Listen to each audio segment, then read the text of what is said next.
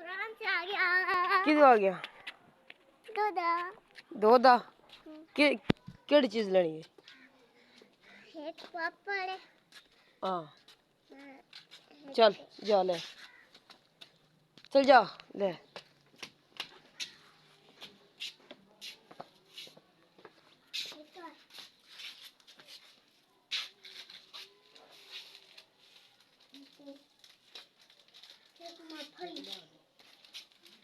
मूंगफली दे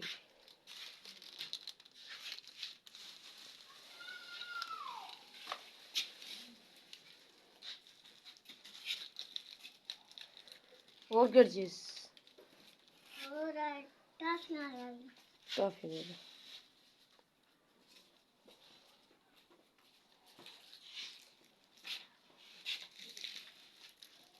ले एक बिस्कुट।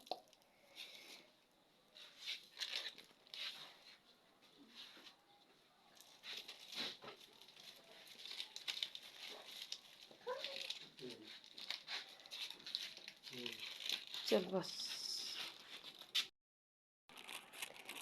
ठीक है। इसने फिर रस चल अपना कुरान पाक ले ले, चलिए बस चल दे।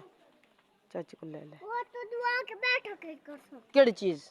ए तो ये केड़ी चीज? ए आई तस्वीर। वीडियो? हां व्लॉगिंग।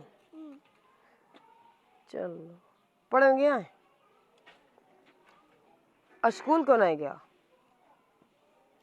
छुट्टी है। कितनी छुट्टियां? 5-6। सिर्फ 5 ही? चल ठीक है, अल्लाह हाफिज कर, चलिए बात। बाय बाय, अल्लाह हाफिज।